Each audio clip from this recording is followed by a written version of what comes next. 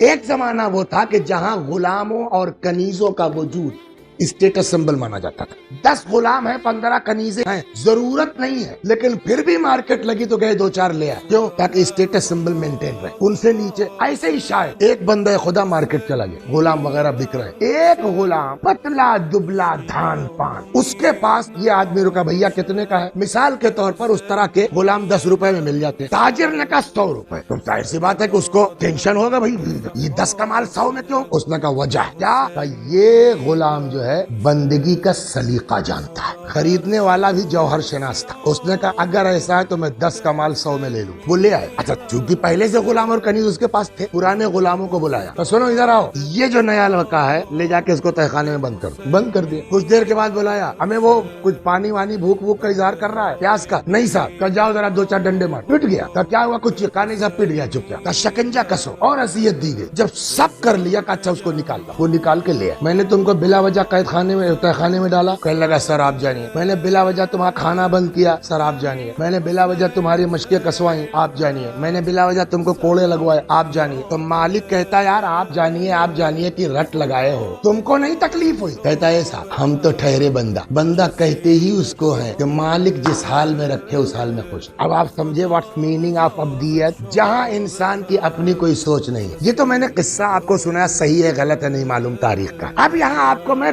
امام کی تاریخ سناتا ہوں، روایت سناتا ہوں، جس سے اب ایک دم کلیئر ہو جائے گا کہ بندہ کہتے کس کو. 7ویں امام ہمارے اور آپ کے ایک آدمی ہے جس کا نام ہے بشر یا بشر، اور اس کو کہا جاتا ہے بشر حافی. حافی کہتے ہیں ننگے پیر چلنے والے. اسی واقعے کی وجہ سے اس کا نام پڑ گیا حافظ، ورنہ بشر نام اس کا. اس کے ہاں مجرا چل رہا تھا، ناچ گانا چل رہا تھا، بہرحال ڈھول تاشے، آواز باہر آ رہی تھی، اتنا تیز ہنگامہ. امام ہفتم سلام اللہ علیہ اس کے دروازے کی طرف سے گزر رہے. اتنے میں بشر کی کنیز گھر سے دروازہ کھول کے باہر کوڑا پھینکنے کے لیے نکلی. امام کی نظر پڑی، آواز اندر سے آ رہی. امام نے کہا یہ کس کا گھر ہے؟ اس نے کہا بشر کا. حضرت نے خالی اتنا پوچھا آزاد ہے کہ بندہ؟ اب امام کس سینس میں پوچھ رہے ہیں، کنیز کیا سمجھی؟ اس نے کہا صاحب اس کے خود کئی غلاموں کنیز ہے، بندہ کیوں ہوتا؟ حضرت نے فرمایا ہاں وہ تو آواز ہی بتا رہی ہے کہ آزاد ہے. اگر بندہ ہوتا تو مالک کی مرضی پر چلتا. امام تو کہہ کے چلے گئے. اب اتنی بات جو ہوئی تو تھوڑا لیٹ ہوئی کنیز. جب اندر پلٹی تو بشر نے کہا اتنی دیر لگتی کوڑا پھینکنے میں، کیا کر رہی؟ اس نے پورا قصہ سنا دیا. امام کی زبان کا نکلا ہوا فقرہ جا کے یہاں لگا بشر. کہا کدھر گئے؟ سمجھ گئے اس طرف. اب اس کو ہوش نہیں رہا چپل پہننے، اسی لیے اس کا نام پڑ گیا بشر